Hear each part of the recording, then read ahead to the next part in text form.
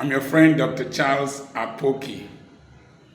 One of the big lessons life taught me through poverty and hardship is that no person owes me anything. No person is indebted to me.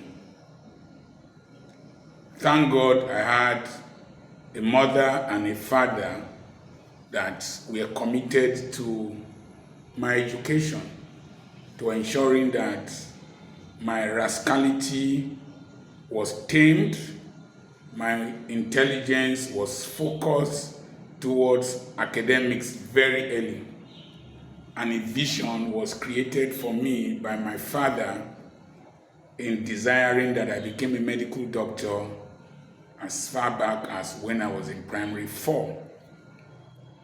But I also realized that there was not much in the family, and you could not depend on any person for anything.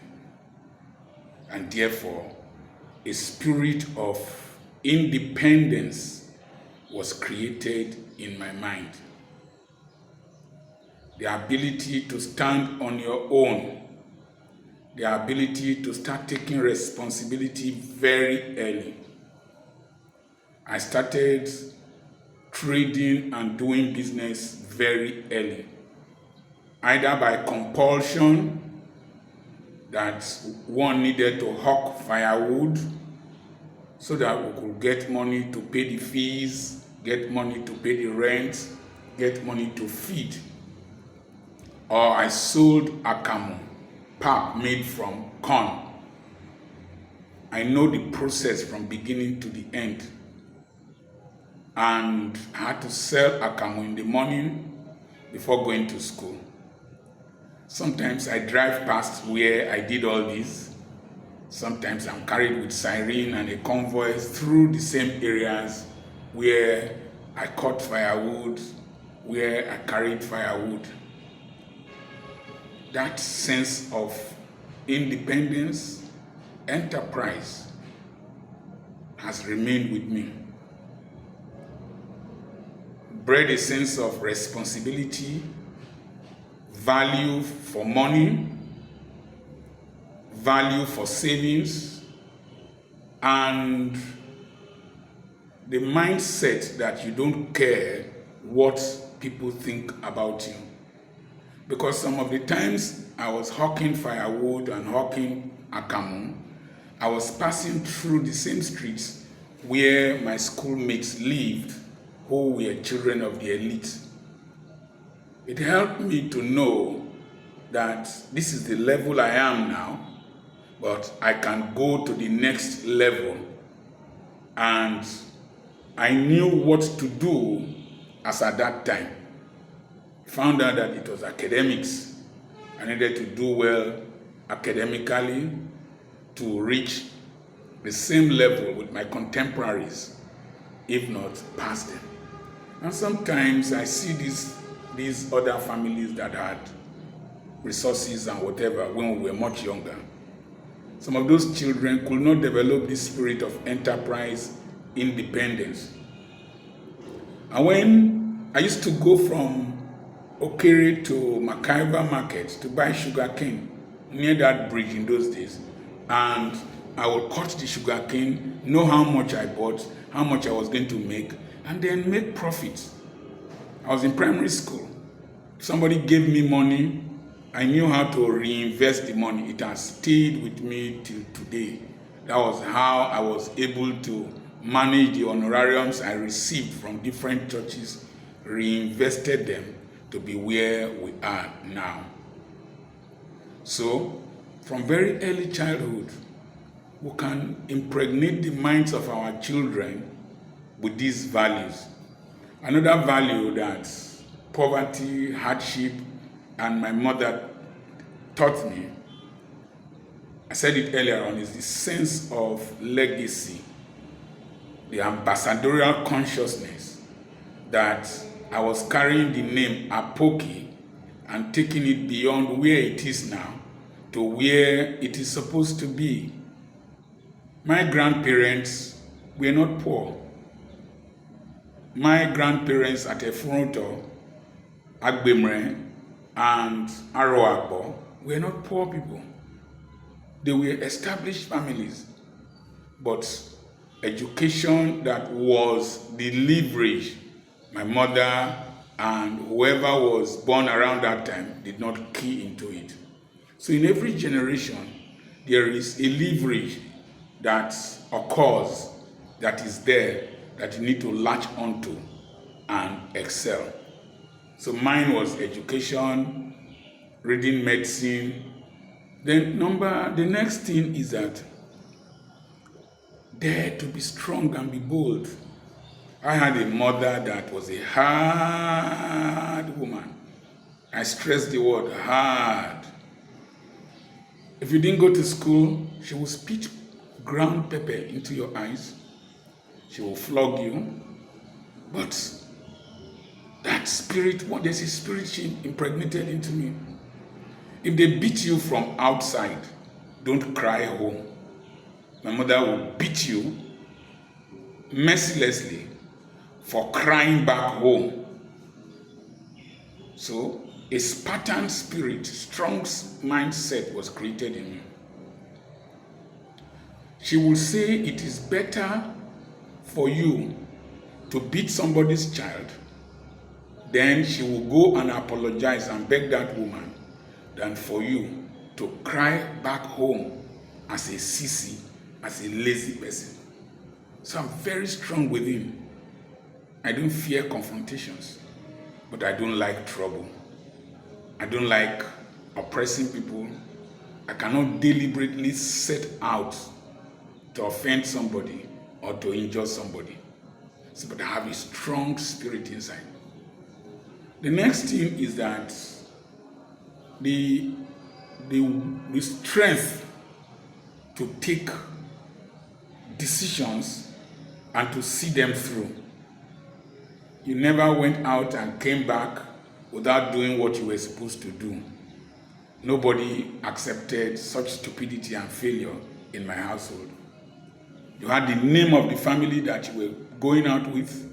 My grandfather, great-grandfather, Rama, and Apoki were strong people, rich people, prominent people. My father was poor, but I had a sense of responsibility that it is up to me to bring out the family name and to leave a better legacy and to ameliorate the poverty, the failures I saw in my elder brothers.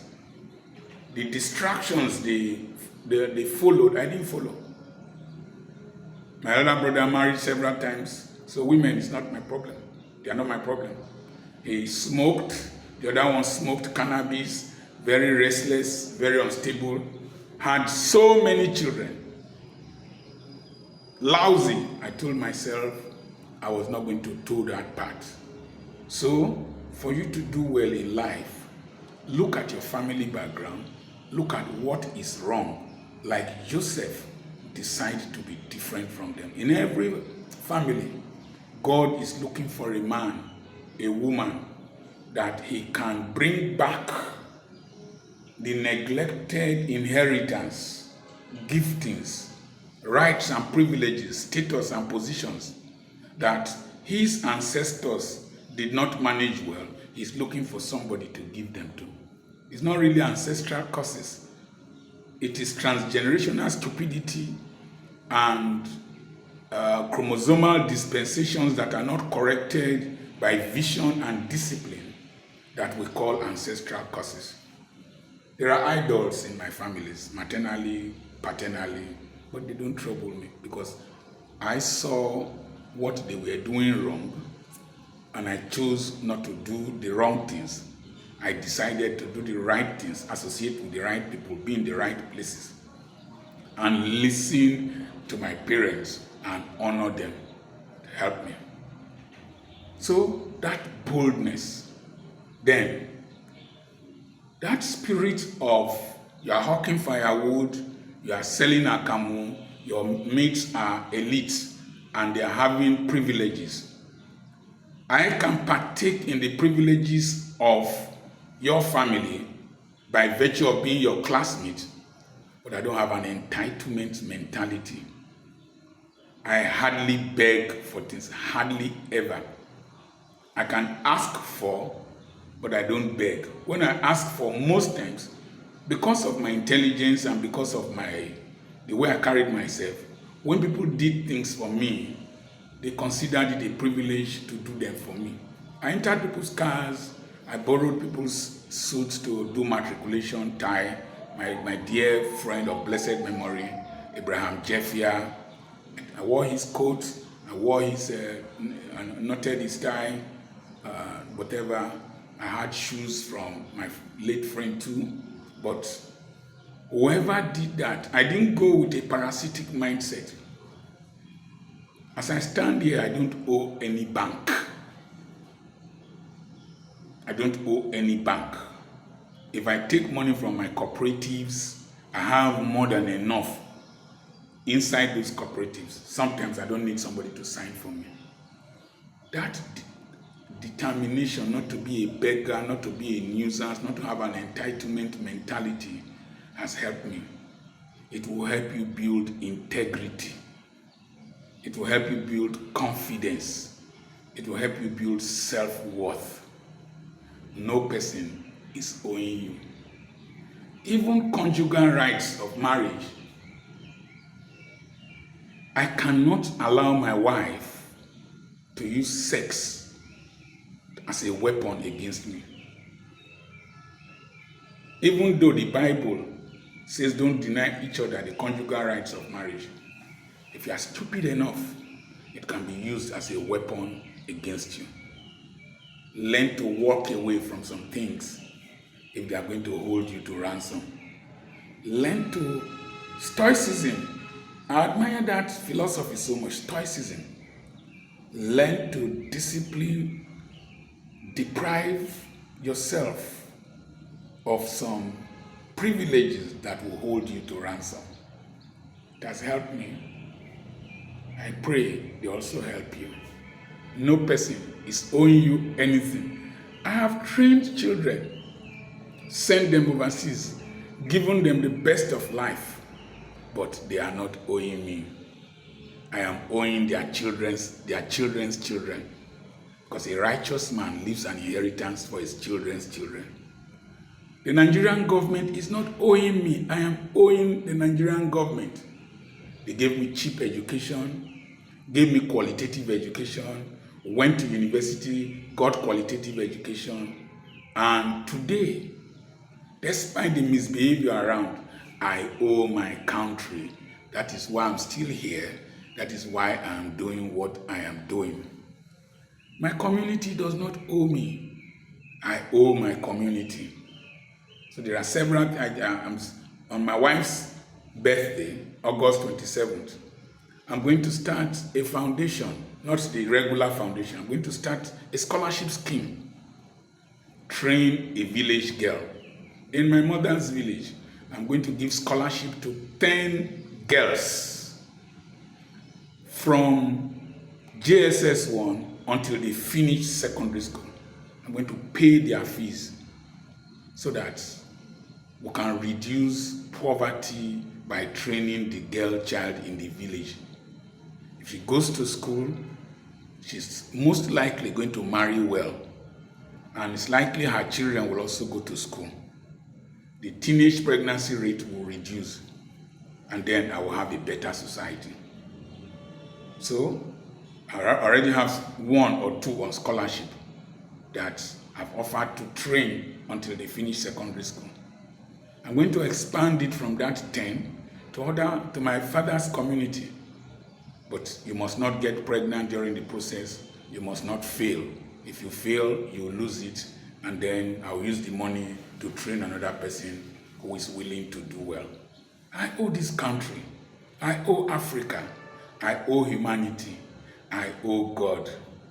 No person owes me anything.